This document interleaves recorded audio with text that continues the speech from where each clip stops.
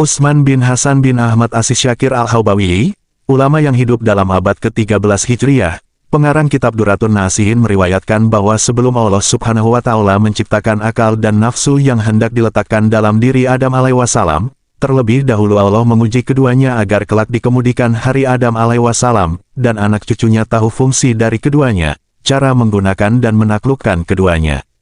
Di dalam kitab tersebut dinyatakan bahwa setelah Allah menciptakan akal dan nafsu, lalu Allah memerintahkan mereka menghadapnya. Kemudian ditanya satu persatu.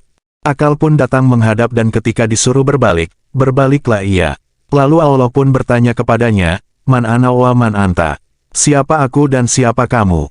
Maka dengan rasa penuh tawadu, akal menjawab, Anta Rabbi wa ana, abduka ad-doif, engkau Tuhanku dan aku hambamu yang lemah. Karena itu Allah memberikan kemuliaan kepada akal.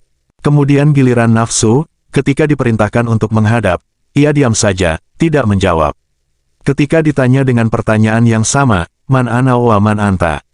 Siapa aku dan siapa kamu? Dengan sombongnya nafsu menjawab, Ana wa ana, anta wa anta, aku adalah aku, engkau adalah engkau.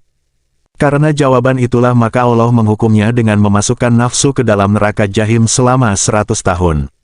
Setelah dikeluarkan dari neraka Jahim dan ditanya lagi oleh Allah, Man ana wa man anta? Siapa aku dan siapa kamu? Dia pun menjawab dengan jawaban yang sama. Ana wa ana, anta wa anta, aku adalah aku, engkau adalah engkau. Akhirnya Allah memasukkan lagi nafsu ke neraka Ju, neraka yang penuh dengan rasa lapar yang amat sangat selama 100 tahun pula. Nafsu dibiarkan tanpa makan dan minum, setelah nafsu tidak diberi makan dan minum, puasa, membuat nafsu sadar dan tak berdaya. Nafsu menyerah dan mengakui bahwa Allah adalah Tuhan yang menciptakannya.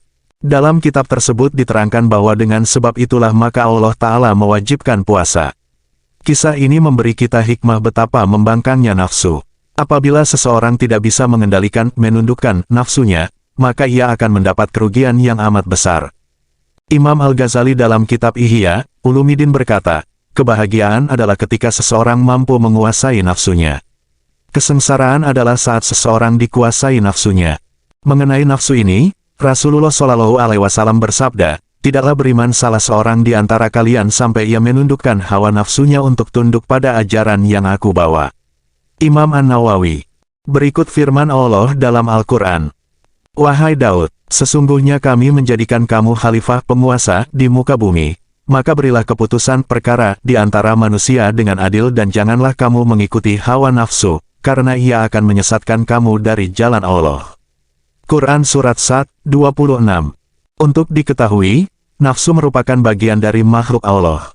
Nafsu bisa diartikan sebagai ruh, nyawa, tubuh dari seseorang, darah, niat, orang dan kehendak atau keinginan, kecenderungan, dorongan, hati yang kuat.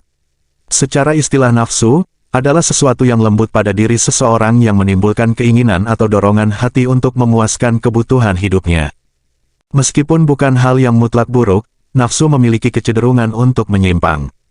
Sedangkan hawa nafsu adalah kecondongan jiwa terhadap sesuatu yang disukainya sehingga keluar dari batas syariat. Demikian kisah penciptaan akal dan nafsu. Semoga Allah Ta'ala memberi kita taufiknya sehingga bisa mengendalikan dan menundukkan nafsu. Wallahu a'lam bishawab.